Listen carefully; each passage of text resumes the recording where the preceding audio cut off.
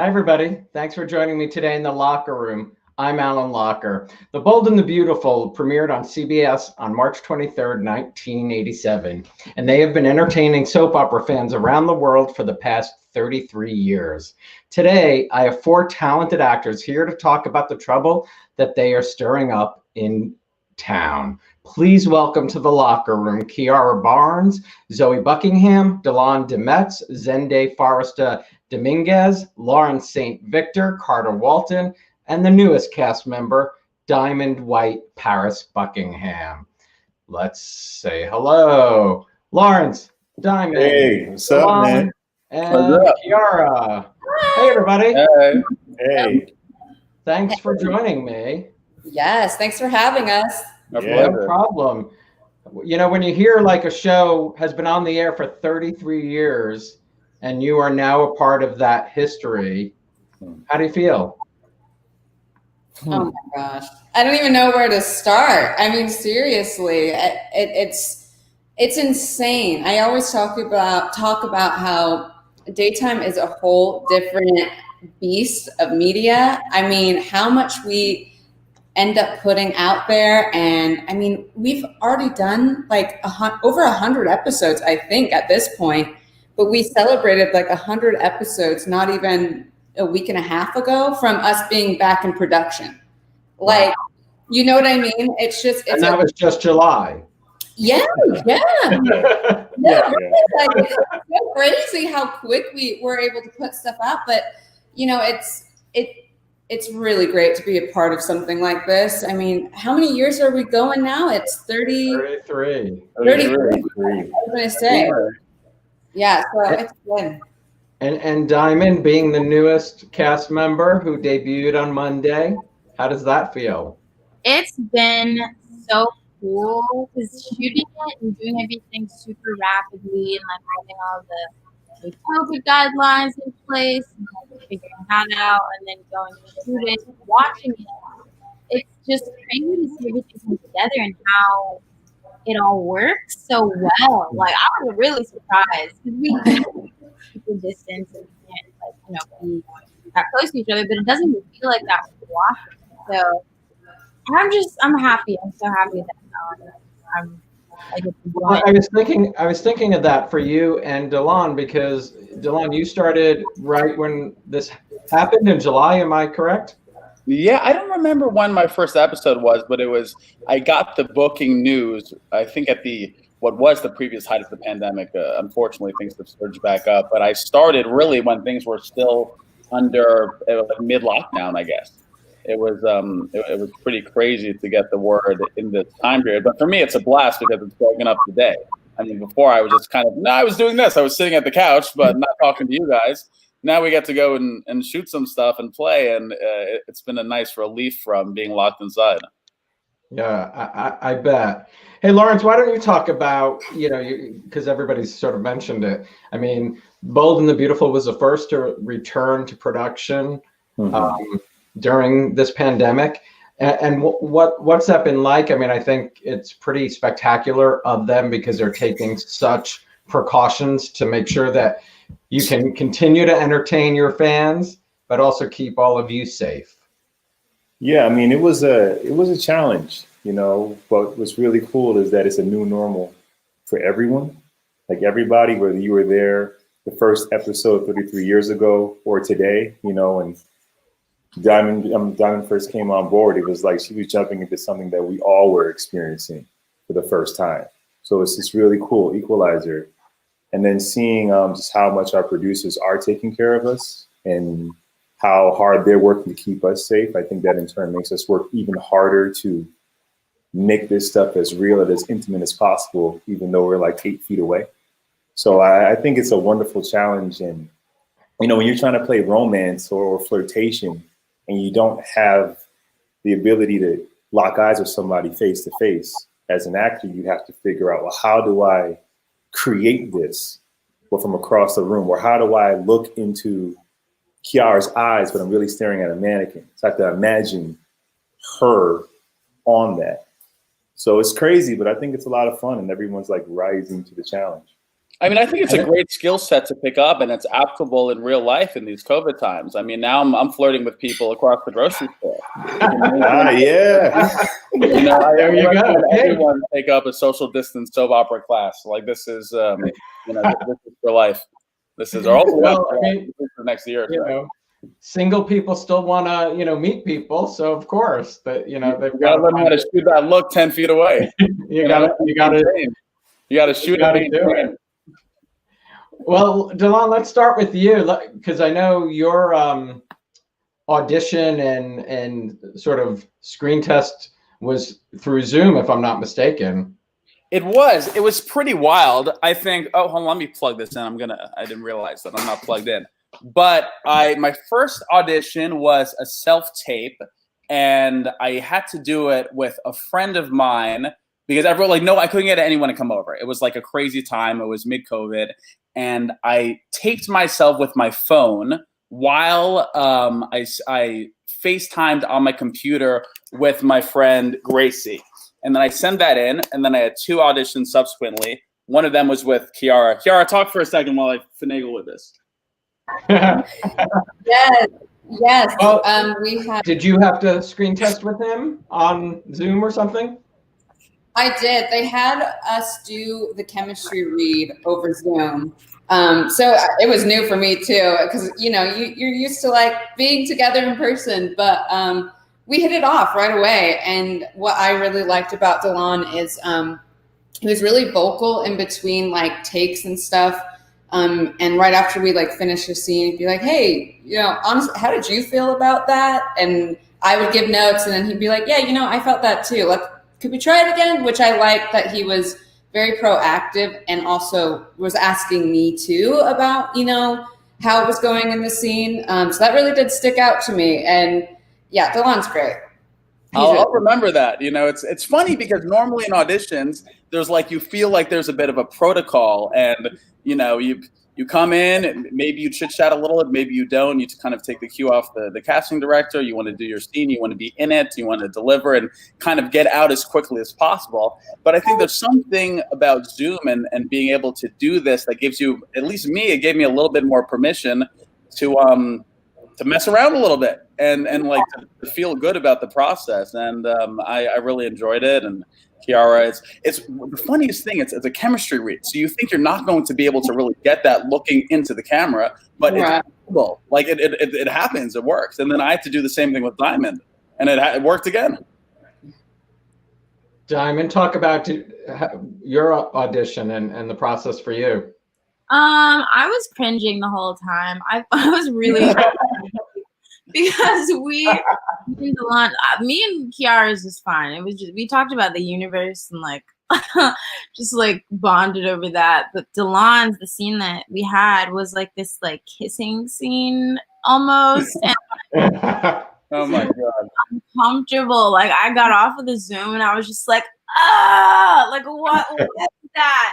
You were fantastic. You're out of your mind. What are you talking about? Oh my God. I was cringing so hard. I was just trying to hold it together for the Zoom. Once I got off, I was like, oh my God, I hope I never have to do that again. But we did talk about like our family and like we had a long discussion after. So it was cool. I liked it. It was an experience. I'm surprised you felt that way because casting loved you afterwards too. Like I stayed on and spoke with them and I was like, she was fantastic. Everyone was like, yeah, totally agree. It was like, I don't even think it was much of a contest. It's so interesting, you know, the whole Zoom thing. I mean, but I mean, I know I did a show with Peter Francis James. I don't know if you know, he's an actor, but he was teaching directing at Juilliard right at the start of the pandemic. And he was directing 12th Night and they couldn't do it. So then they had to do it on Zoom. And he said it was spectacular. But I mean, can you imagine doing a whole, you know, production like that way? It's something else. No, the auditions were enough. That's too much. yeah. You wouldn't want to do Bold and the Beautiful that way. No.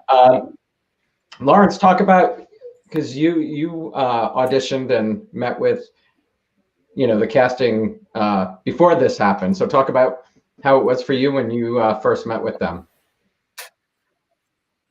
Oh, it was a weird process because I was in New York and I sent in a self-tape for Young and the Restless for a role on that show. And I forgot about it. And like a week and a half later, my manager says, the producers want to meet you. The network wants to meet you, but you have to be in LA tomorrow. And I'm like, okay. So I flew out to LA. I crashed on a friend's couch. We did the session. It was a really there was a lot of producers there and network people there. It wasn't a test, but it was like everybody showed up for this thing. It was me and a few other guys. We did it. It felt great. And then it was going. Oh. Oh no! This is why you have to plug in. Huh? I was the quick one. I was like, I'm not dropping out here. I'm plugging my. He said they were doing the lawn out there. Maybe somebody clicked his thing. Kiara, I keep meaning to say, like, you look like you're actually working in your office on Bold and the Beautiful with that big chair. Very, very business-like, very structured. Oh, there he is. My bad. Something's the long guys. I don't know what's going on, but where was I? Oh yeah, so fly out. So I did The Young and the Restless. It went really well. Another guy ended up fitting the role better than I did, but the producers liked me so much they were like, "You need to meet with Brad Bell. Like, we want to introduce you over on the other side of the hallway." So I met with Brad and we just hit it off, man. We were just talking about everything. And I knew about Bold and the Beautiful because my aunt would watch it and shut our cartoons off when she got home. So I was talking about storylines that I grew up watching and all that stuff, and we hit it off. And at the time, they were interested in bringing Texas Battle, who played Marcus Forrester. They wanted to bring his adopted brother on the show, and it's kind of how all the pieces fell together. Yeah. It's fantastic. Yeah. One of our fans just said the Bell soaps always had the largest black casts on a soap outside of Generations, which was, of course, an all-black soap. Do you feel the importance of just representation in daytime? Absolutely. I think when you think back like in, the 80s or even earlier, before you would even see Black families in dramas in primetime, you were always able to find them in some sort of way on daytime. I feel like representation in daytime has always kind of led the way. I don't think we would have had, I don't think we would have gotten to Scandal if doors haven't opened up on this side. So absolutely. Interesting. Kiara, how did it feel when you found out you were going to have extended family with Paris and Diamond joining? Oh, I was really excited. It's funny because with the character Zoe, when I initially came on, we didn't know exactly where we were going to go with the storyline, and we kind of sorted it out as we went. So being that I've been there for now, which sounds crazy, but I think like 2 years now I've been on the show. It's kind of cool to be able to still be hashing out the past of Zoe and her connection with family. So I was excited. But Brad's so funny because he never gives me all of the information. He always gives me just enough, like, hey, be excited. In a few weeks, something cool is going to happen. I'm like, what, what's happening? He's like, oh, no, it's fine. You'll be fine. It's going to be fun. And then, of course, a few weeks later, he lets me know. Or actually, he didn't even let me know. I just got told by casting, hey, we're going to start doing some reads for your sister. I was like, oh, okay, cool. I have a sister. Cool. That was the surprise. And yeah, just like Diamond said, we hit it off. And I'm so about the universe, manifesting, energy, meditation. And so immediately, we were like, oh yeah, we got the scene done. Anyway, so we were the casting directors are like, okay, guys, trying to wrap it up for us, which was a really good sign for me because I knew that if we could connect even over, Zoom and just be chatting and talking and chilling, that by the time we got to set, it would be really easy flowing. And just as I thought, our very first scene was really chill. And I think it's kind of fun because I grew up with all brothers. I'm the only girl. I got 3 brothers. It's just me. So I've never had like the sister relationship. So it's kind of fun for like, I don't know, make believe, but yeah, have a good time. Do either one of you have sisters? I have one sister, but the age gap is like 15 to like 20 years. So it's like having another mom, basically. Younger brother for me. You have a brother, you said? Younger brother, yeah. Younger brother. Younger sister. Ah, nice. Oh, I know that. I don't know that either. Ah, so we're learning things. So let's talk about your first day. What was your first day, Kiara, like? Oh my gosh, my first day. I was like, it's like going 100 miles per hour being there because, you think you have an idea of what's going on, and then, you step on and you don't. You just have to experience it. And luckily, my first scene partners was with Darren and Courtney, and they immediately just put me in a soothing space because I think they could tell I had a little bit of the jitters. And so right when we were rehearsing, they kind of, hey, it's all good. Look, if you mess up, it's fine. We mess up all the time.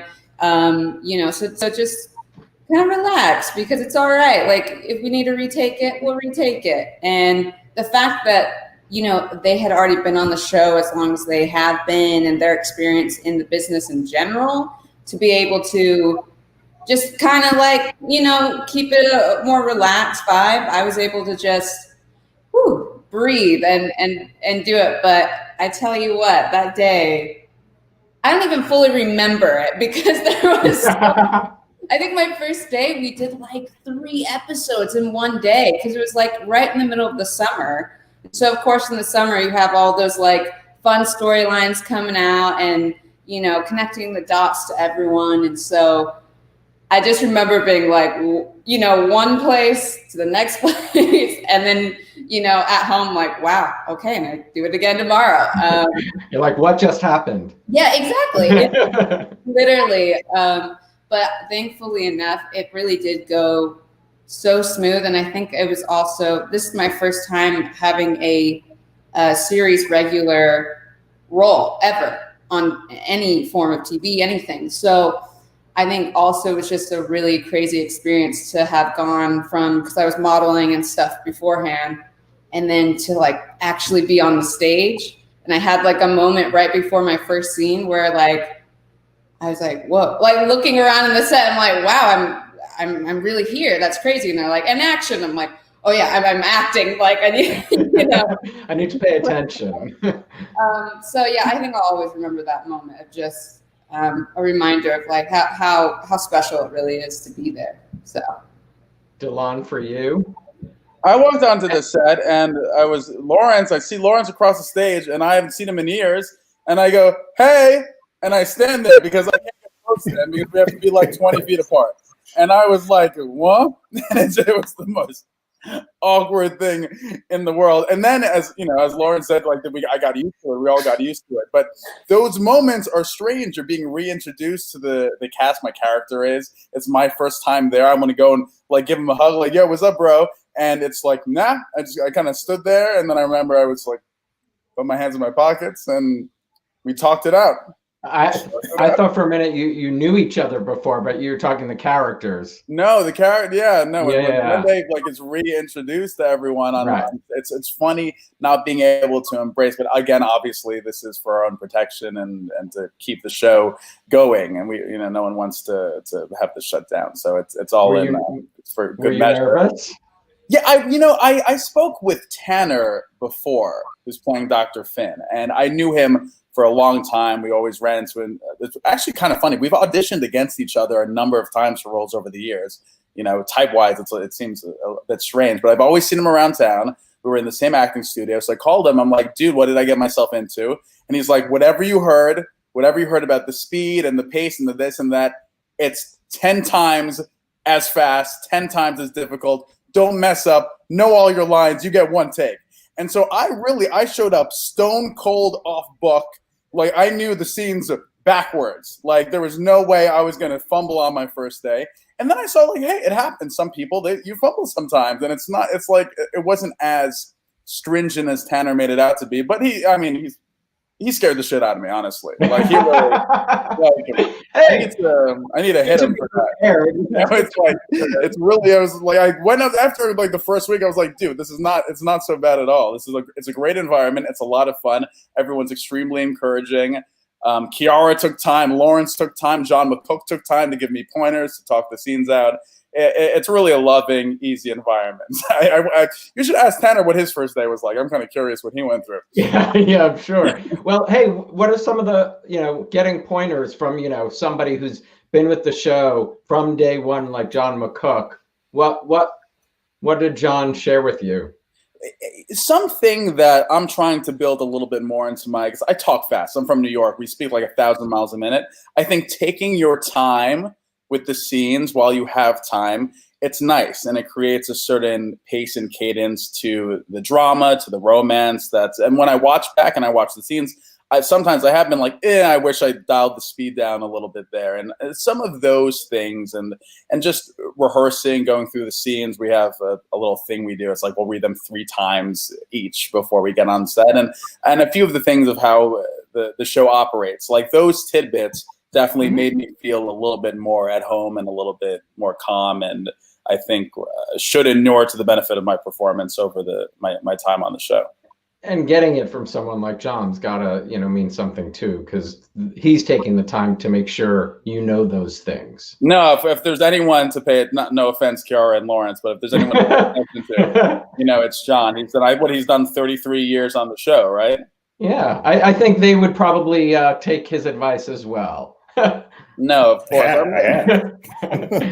Lawrence, what about your first day?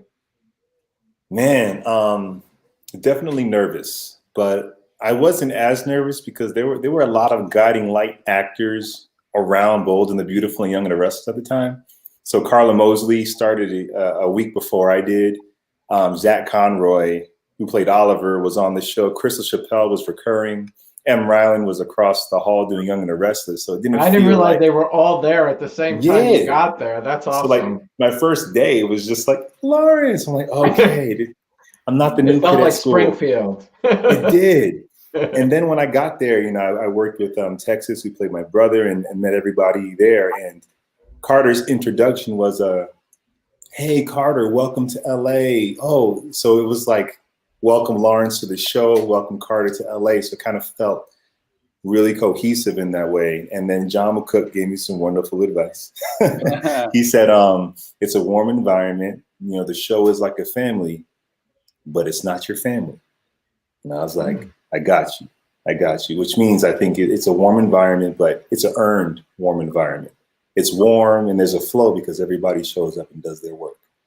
And because we show up and do our work, then it feels fun and easy. Like Delon said, the reason why his first day was so smooth was because he was like over prepared. He was so prepared that we were able to find nuances, even though we had to do it from across the room. So it was like, it was a wonderful first day. Definitely nervous. And like Kiara said earlier, you get tidbits about your character, but you don't really know everything about you. So you're constantly trying to find out. So you're there playing who you think you might be until you get the next script, and then you figure out more and more. So, but it was wonderful. It was so much fun. And Diamond, for you? For me, definitely peeing in my pants my first day. Like 2 ladies came to my house and they were like, yeah, so it's fun, but you will have to know your lines. Like, we'll give you a pass on the first day, but don't really mess up the second day. Like, just like all these like terrible. Wait, who came to your house? I'm really terrible at names, but she was also directing the episode. Can anyone help me out with that?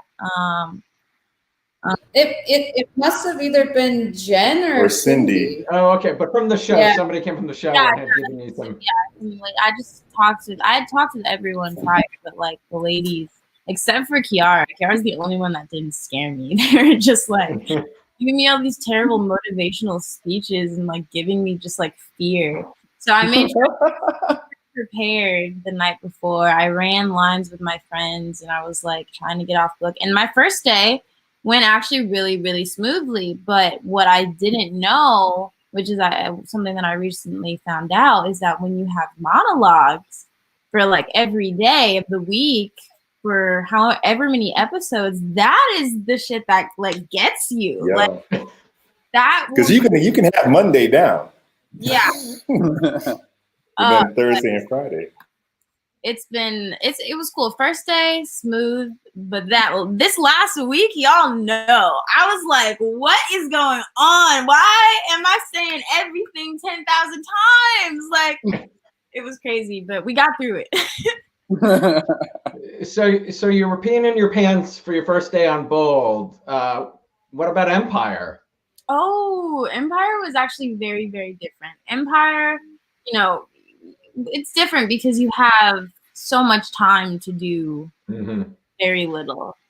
So literally that was like a piece of cake compared to this. I mean, the most I had to do was like induce a like anxiety attack, but I have those constantly. So it wasn't like my character was very like anxiety, like an anxiety feeling person. So I was like, all right, well, I'm gonna like get myself into having a panic attack and freaking out and crying. But that was like super easy for me because that's literally me all the time. So yeah, Empire was a piece of cake compared to Bold and Beautiful. Yeah, they say if you can do daytime, you can do anything. I see all the heads nodding. Lawrence, you're getting a lot of love from fans who are so excited that Carter is on contract and getting a lot of story. So a lot of love about that. Thanks for the love. And a lot of fans, I think there's going to be some quadrangle, but who knows? I mean, I know you and Kiara right now, but there might be some feelings for someone else. But got to tune in for all of that. Are there feelings for someone else, Kiara? No. Who would that ever be? I don't know. No one knows, right? So. Yeah. And Diamond, I saw this. Yeah. You had the vapors for. I mean, and he like caught me, which was really that was great. Terrible. That was so embarrassing. Not only for like the character, but for me, like that was really embarrassing. It's crazy. Lawrence, I didn't even know this, I think the last time, or maybe I forgot, but Candace Mack was asking what it was like writing for Bold. You wrote two episodes? Yeah. That was a lot of fun and very eye-opening to another experience working on the show that's not acting, because the writers, we never see the writers face to face. We just read their work and, interpret it. But to be in their shoes and understand how fast they have to work and what they have to come up with on a daily basis, on a weekly basis, I already respected them, but it gave me a newfound respect. And it was fun, because, you always think like, what would it be like to play Liam, or what would it be like to be Ridge? And when you write, you kind of get to play those characters. You got to get to think through them, and talking to the actors, over the years and knowing how they see their characters and where they would want to go. It was a lot of fun to take some of the things they love about their characters and play around with it.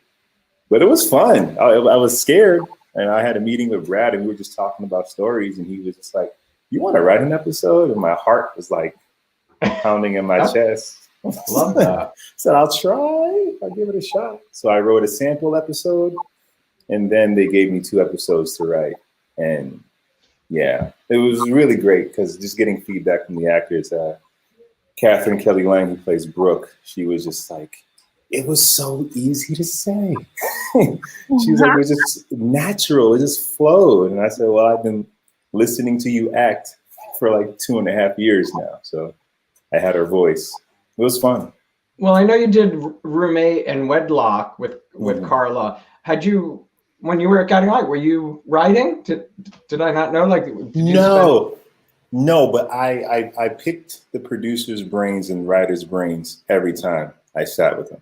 And I would pitch stories to them. That's not like the stories they're working on, but more or less like, well, what if this would happen? And just trying to play around with ideas. not to have them be on the show, but just to get their perspective from a creator. But it would have never dawned on me to write an episode back then. Like I wasn't even writing anything back then, but I was very interested in how, just in general, how do soaps work? You know, when you see a primetime show, you have a writer's room and they figure out the arc for the 20 episode season, and then they do it and they all go about home, and then they get back together months later and do it again. But I'm like, I was talking to Brad, I'm like, it fascinates me because you have to do this every day. They don't stop. Off season. They don't stop. They don't stop. Yeah. So how do you continue to generate stories? How do you continue to pay homage to what came before you, but still create something new, but not so new you lose your fan base, but not so old that it's predictable? I'm like, dude, what you have to come up with, it blows my mind. So I ask a lot of questions. Sorry to interrupt. What was the soap where an entire season was a dream? Who did that? This was a big thing years ago. Dallas. I don't think the primetime soap Dallas. Was that okay? I think Bobby Ewing, woke up in the shower, and I think what had happened was a dream. I don't remember exactly, but I think it's Dallas. But that would be so cool to get to, like, you can wipe out an entire year. Fans will comment if I'm wrong, but I think it was Dallas, that kind of dream thing. I'd be so pissed if I invested a year of watching and none of it happened. I'm so pissed off. But it might have helped bring some people back who had died. Who knows? You know. Oh, that's cool. Cool. That's kind of, I think, where I can't remember what happened with Bobby. Maybe his wife, or maybe he died, or something like that. But somebody will tell us in a second. Somebody had given me, because I started this, and she knew I was, doing these soap reunions, but. Agnes Nixon, who created One Life to Live and All My Children, did a memoir before she passed away, Lawrence. You might want to pick it up. I was fascinated by it. I have it. I actually have it. Oh, you should read it. It's really, it's really a good book, because you were talking about sort of, what they do nonstop. I mean, it's something else to be able to do that. If somebody asked you each, describe your character, how would you describe them? Kiara? Oh, me first. Okay. Oh gosh, I don't even know. I don't even have like a single word to describe Zoe as, because I feel like she came on kind of as like the bad girl stirring up stuff. Then her storyline with her father, you saw like the depth of what was really going on. And now she did get, I feel like people forgave her and everything, but now we're kind of getting a little foggy now. I don't know. I will say Zoe is very independent, very intelligent, and she is straightforward. She knows what she wants and she does what she likes. So I've got to respect that. Delon? I think Zende is earnest. I go with earnest. Okay. I love the name. Zende's a great name. I think Zende has a brother named Dende. I got to say, Zende and Carter, I wouldn't mind your clothes. You got some pretty suave suits there, you two. Zende got some really cool suit. Wait till y'all see. Y'all get to see some. Wait till you see what's coming. I keep asking if I can just take this stuff home, and they don't let me. It's very frustrating. Diamond, how would you describe Paris? Paris is this, new big energy. She is really, all she wants to do is help people. She's a social worker, so she's really into making sure that she can help every life that she can. Really caring person. Doesn't really know much about their world, but she's just a good positive vibe, and she might mess with Zoe a little bit in the future. Oh, I couldn't imagine sisters having any problems. Not at all. And I'm sure, men won't come into play at all either. No, of course. Never. It's never happened ever. And So Marianne just said it was Dallas. Patrick Duffy left for a season, and when he came back, his wife woke up and found Bobby in the shower. The whole season was a dream. That is wild. It's wild. Isn't that great? I knew it was something like that. So Lawrence, describe Carter. Ah, man, I think Carter is like the essence of what's good, but to a fault, right? Like he's optimistic, but that also means he could be quite naive.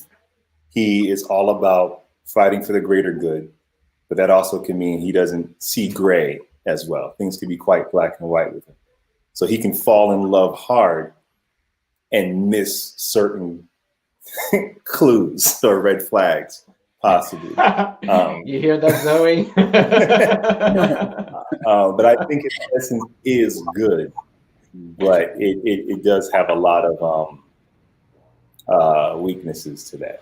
His goodness is his strength and his kryptonite. That's good. So who or what influenced you on becoming actors, Kiara? Oh, I don't know. I think I kind of fell into it from doing things. I was born in Utah, and I kind of moved around a lot through like my high school years and middle school, but I ended up graduating high school in Utah. I think what got me into it is me and my brothers, we used to go like be background and do extras and stuff, because a lot of film work started coming out to Utah. And I just think it's because we have so many destinations you can film at. It's pretty cheap, I think, tax-wise to film. So a lot of opportunities came around that way. And it was just so fun to even be there, like in the background of something, and see how it was to film a scene and everything that it really took to make a collaborative effort on something. And so I got into it with starting off on background, and you grow up and you watch TVs and action shows and stuff, you think, oh, that would be cool.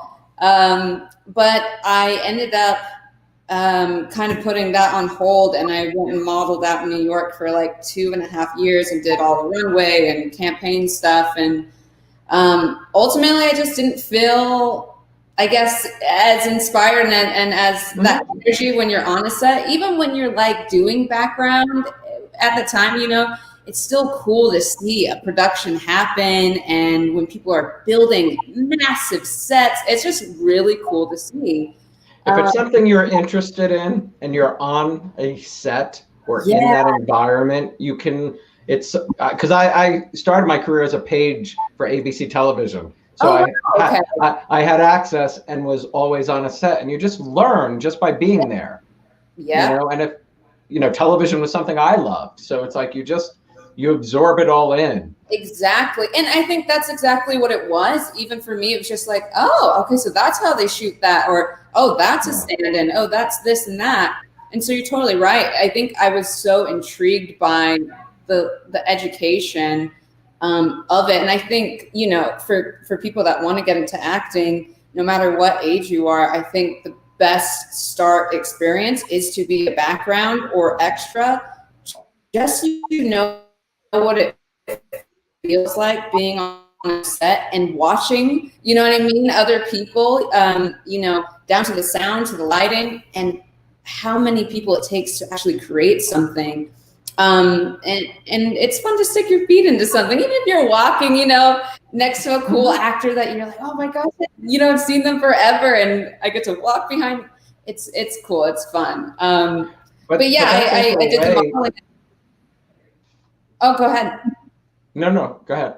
Oh no, I did the modeling, and I wasn't feeling as passionate about it because I'm also a writer as well, and I do music and I sing. And so I feel like when you're modeling, they just want you to wear the clothes, be quiet, take the picture, and go on with your day, which fair enough. You gotta, get products out quick. But that's what I miss about acting. And I've done theater and all that, but being able to have active dialogue about something and feel like you're part of it is really, I don't know, motivating and also just rewarding as well. And it's a collaborative effort. That's why I really like acting and writing and, you know, yeah.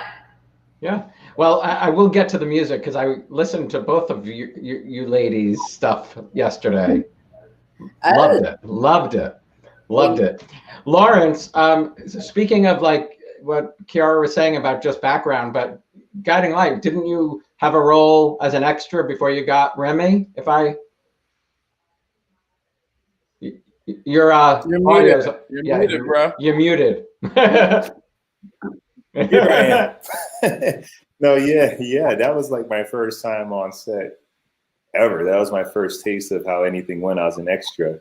And my scene was at the end of the day. And I was with my dad. And I was like, why does it take so long? It's taking forever. They shoot so slow.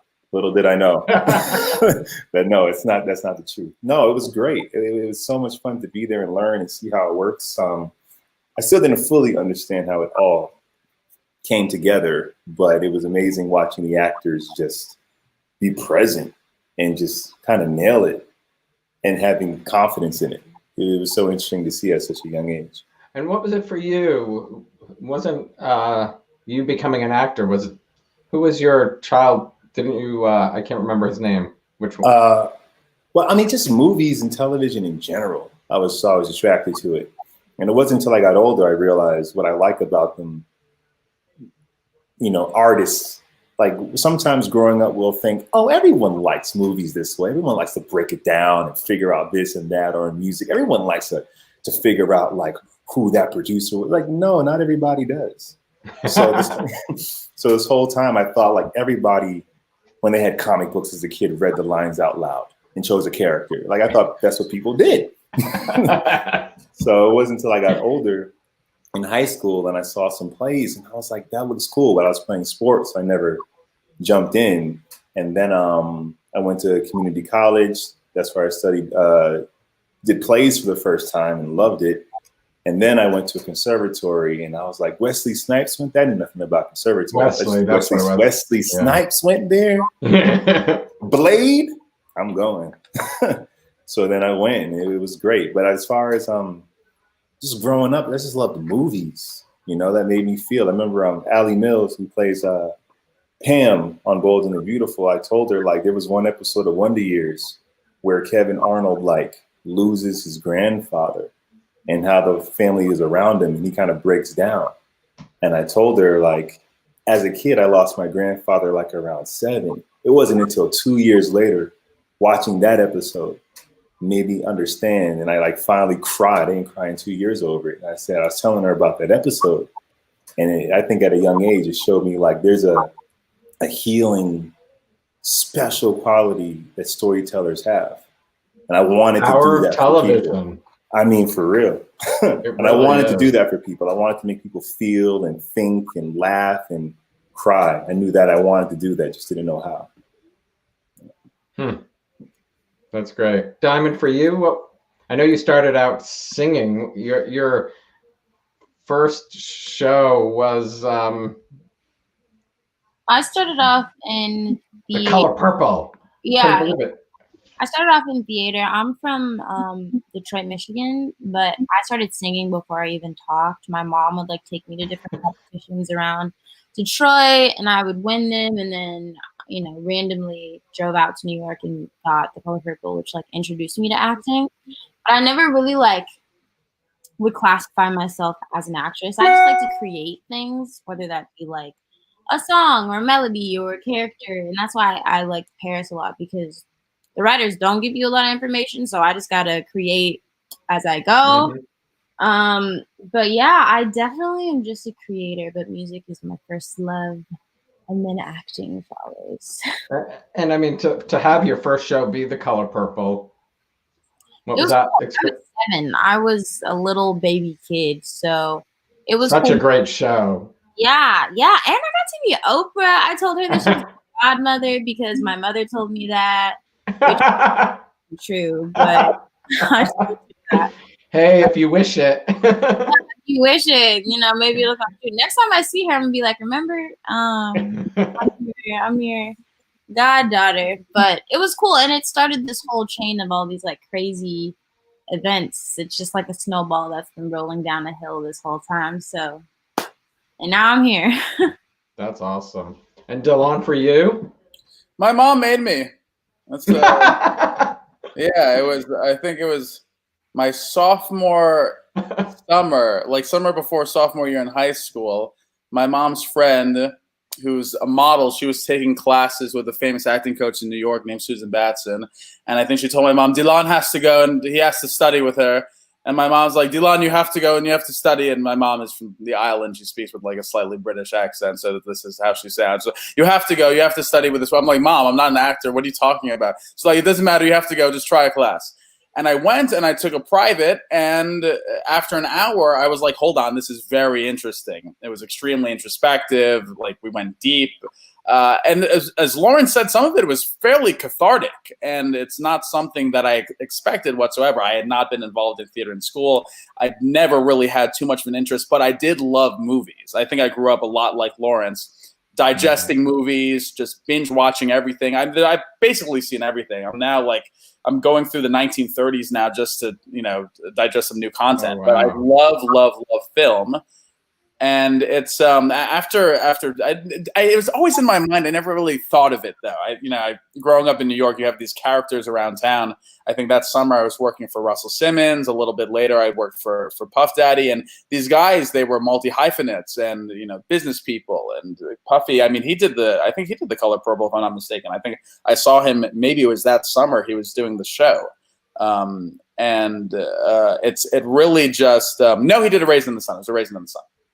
And it just, I got hooked and I was like, Mom, I might want to do this like seriously for a living. And she said, you go to school or I'll break your knees and then do what you want. And that was kind of the deal. So I studied economics and then I was like, all right, time to go act. Soap opera, aren't you? Yeah, it was a big deal. It was a big deal. I think she watched the show, for at least 20 years.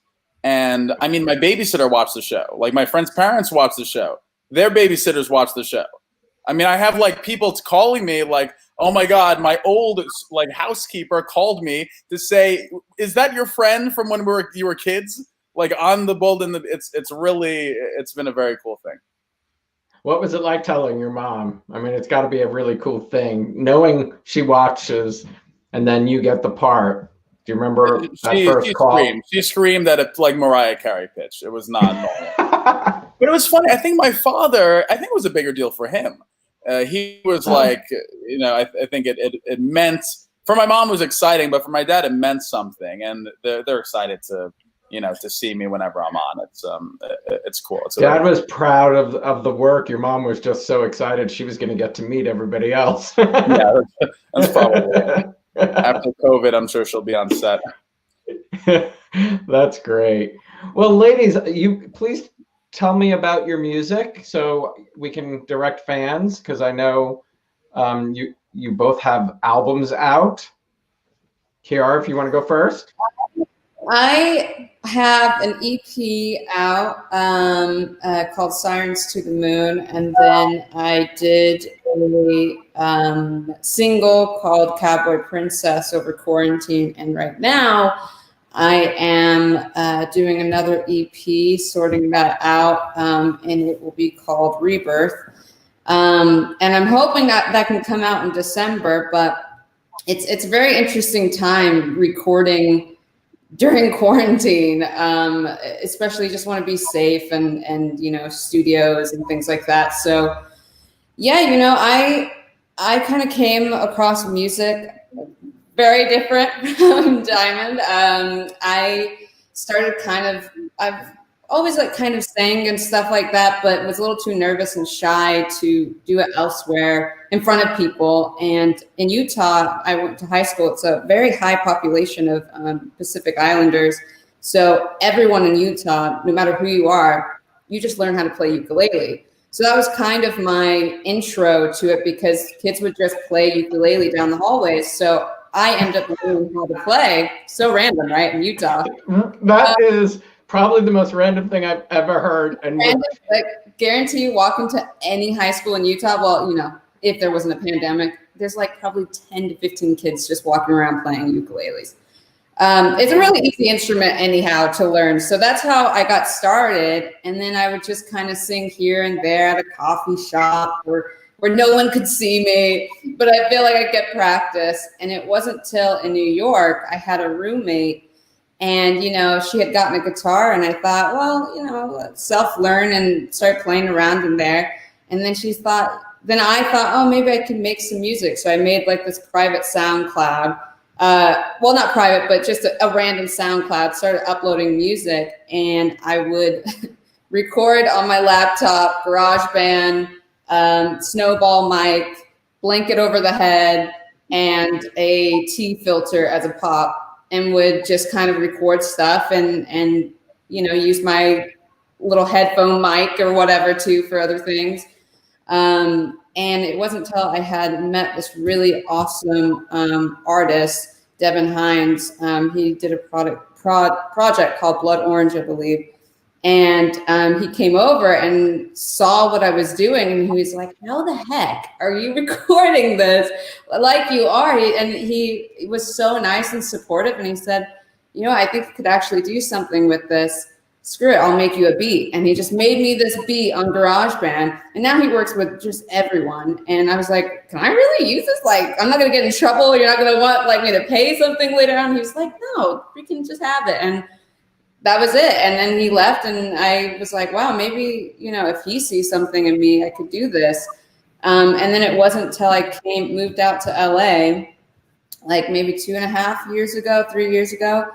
And I had met a woman, Layla Steinberg. She used to manage Tupac. She's done stuff with Earl Sweatshirt, all these other rappers. She's very into the music scene. She's just been in here for a while. And she does a program called Open Mic Sessions. And it's kids from all over, you know, the LA area. And we would meet over at a house and, you know, she would let us write, you know, she'd give us a topic and then come in, write, and then you perform it in front of everyone. So that was the first time I was like playing, like making stuff, learning how to write and playing in front of people. And I'm so glad I went and did that opportunity because through that, which she still has open mic sessions,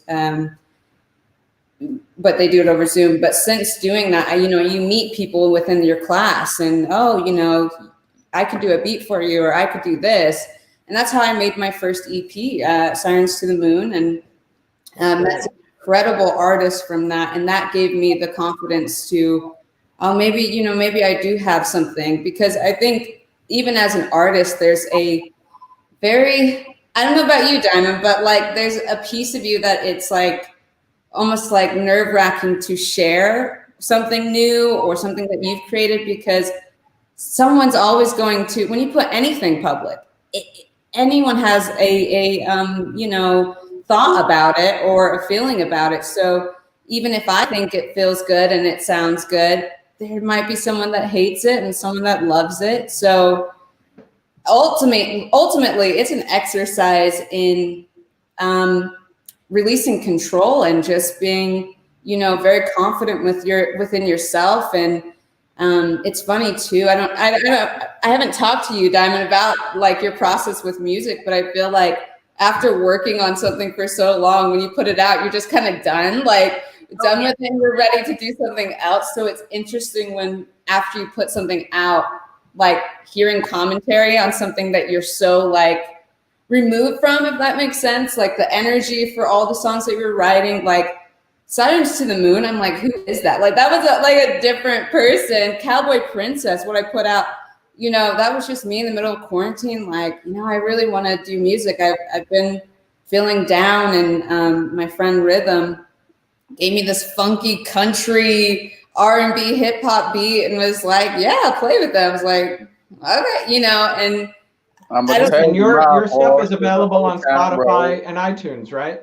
Yeah, on iTunes and Spotify, and I go by Kiki Barnes on all of those. So Kiki Barnes, Barnes.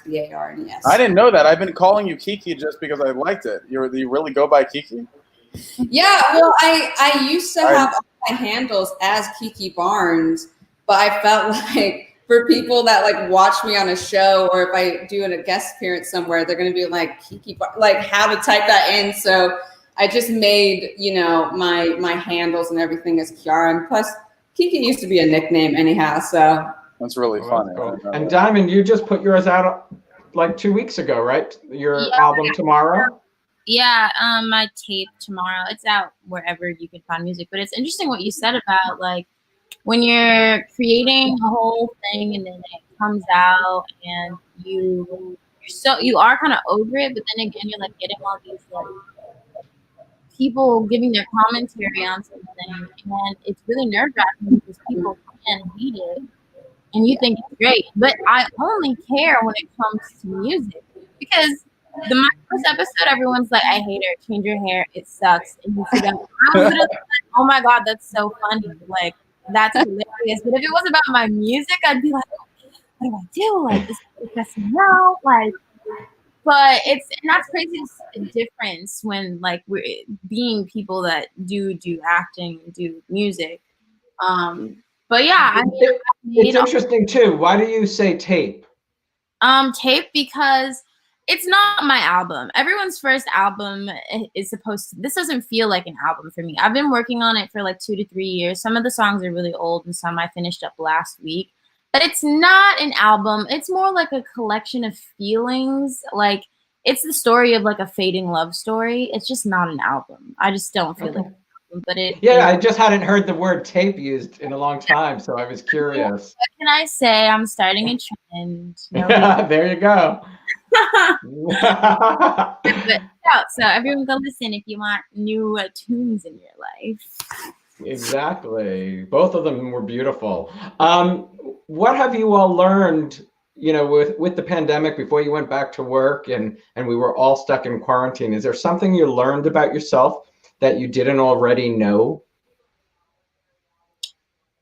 I had no idea how much nightlife is a part of my general amusement. I was unaware. I always knew I liked going out and, going to dinner and, going out to a little dancing, some drinks, but since I grew up in New York, it's just kind of part of life, but I didn't quite know how serious it was for me. This is getting a little bit long in the tooth, but I also, there's something on the other side of it, especially when you have the opportunity to do something as fun as be on a soap opera, you check yourself and you realize how grateful you can be when something like this presents itself. So, you might lose one thing, which is trivial in comparison to being able to do something like this. So, I would take the trade any day. But for me specifically, I miss being out at night. It's something that I look forward to getting back to whenever it happens. I think for me, I learned that I am like super creative at making the most weirdest snack combinations. Like, there was a good chunk of time where I had like corn and like peanut butter together, like for no reason. Like, that's disgusting. What are you talking about? What are you talking about? Ew. But it's like, I gotta find new combinations. I'm not going to the grocery store. Like, this is just what we do. You have to make what you have work. Yeah. So like, literally, you open your cupboard and you're like, oh my God, I'm so hungry. I need to make corn and peanut butter. And you first go for the corn and the peanut butter. Listen, man, we passed it now. It is called survival, people. Wow. We have to find. Kiara, what about you? Oh my gosh, I didn't know. You dipping pickles and mustard or something back there, Kiara?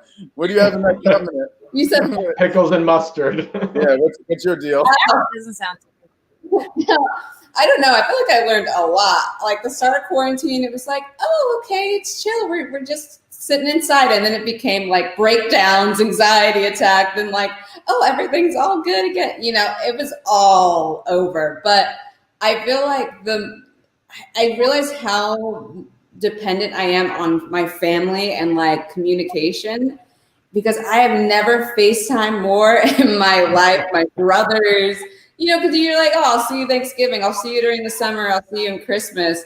But now it's like I haven't seen my mom in person in a year. And it's just like, or my father, or my oldest brothers. And so I think it's just like, it's painful, but I am so grateful, if anything, out of our digital age is for stuff like this. I mean, thank goodness for access to laptops and things like that, because you realize how, nurturing even just in-person communication is, and being in the room with someone else's energy. And that's something I'm grateful as an actor to be able to, at least I get to see you guys on set. I know we can't touch or anything, but we can talk in real life and like laugh and be there, even 8 feet apart, you know. But yeah, I learned, I think, how much I did take for granted that stuff. Not to get on a super serious note. No, you know, everybody's different. I mean, Lawrence, for you, technology must be really important because of your son's grandparents being, you know, not so close by, close by. Yeah, definitely family, as well as, like, you know, he's 2 years old, so he's at that age where his development is key. Like, whatever he learns now will affect him in kindergarten and so on. So we have the Zoom classes with, you know, speech and all this other stuff. So technology is key. What I learned about myself, though, is like the complete opposite of Dela. Like, I'm like, outside of the horror story that is the pandemic, I'm like, I'm good at home. And I think 2 months went by where I was like, I think this is a problem. I shouldn't be this okay being at home. Lawrence, I am with you 150%. I would love to make my work be at home from now on. Yeah. And then, you know, on the flip side, birthdays pass by, right? You know, Thanksgiving's coming up, Christmas is coming up, where it's like, that's gonna suck and suck for a lot of people. But I think I learned what everybody else learned, is just we're resilient, we're anxious, we're dreamers, and I mean, no one knows what they are until they go through something for the first time, you know. And we all have the license to feel whatever we feel, because, you know, it is. You just have to go with it. Lawrence, talk about your 2-year-old son. You know, what is he like at 2? Is it terrible twos? Is it terrible twos? Yeah. Terrible. Okay, I won't say terrible. I'll say he's a hurricane. He's a hurricane. Very independent, very strong-willed, pretty physically advanced. So, like, he's very strong. Like, you really have to manhandle him if you want to, like, get him to stop doing something. Well, look at his father. Excuse us all. And I would say, I think that's also the reason why I was okay kind of being distant during the pandemic, is because although the industry stopped, like, my job didn't stop. This kid is up at 6 a.m. regardless. He needs attention, obviously food. He needs to play. You got to read books to him. We got to do all the things that he would do if he was in a daycare. And that's been going on since March. So it's like, I don't feel that kind of boredom. I almost wish I did, so I can, like, sleep a little bit. But no, he's great, man. He's great. Children are interesting, especially as artists. Like, to be around someone who is so impulsive, who can't fake anything. Like, whatever they feel is there. Whatever they want, they go for it. And I'm like, if I can just do that in my work all the time, you know? But no, it's fantastic, man. Isn't that interesting? You probably are, though, learning from him. Always about myself. Things that he does that I get mad at. I'm like, oh, that's what I do. You know, that's me. Sometimes it's Shay. I'm like, that's you. But then a lot of the times it's me when he's, like, destroying stuff. Huh. So when does everybody go back to work? Tomorrow? Anybody working tomorrow? No, we have a dark week this week. That's nice. Yeah, everyone. Well, all the actors are off. Our production they're working. The office is working. I'm back on Tuesday. Oh, she's got it down. So somebody knows your schedule already. Yeah. Well, this has been a ton of fun, everybody. Thank you so much for spending the hour. Thank you, Thank you man. for having Thank you. Everybody, don't forget The Bold and the Beautiful every day, Monday through Friday on CBS. Guys, thanks so much. Stay safe. Have a great Thanksgiving. Bye. You Thank too, Bye, man. everyone. You too. Bye, guys. See you next week. Yeah. See ya.